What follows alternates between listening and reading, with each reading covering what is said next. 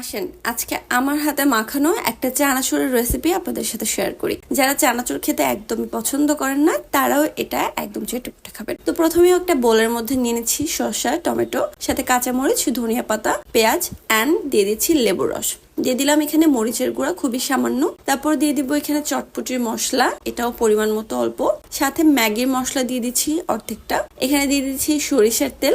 এখন এটাকে ভালো করে হাত দিয়ে একটু মাখিয়ে নিতে হবে। মাখানোর কাজটা শেষ হয়ে গেলে দিয়ে দিতে হবে এখানে চানাচুর। আমি একটু বেশি পরিমাণে দিচ্ছি কারণ এটা খেতে এতই মজা যে কম দিলে হবেই না। তো এখানে দিয়ে দিচ্ছি টমেটোর সস, এটা আমার হোমমেড সস।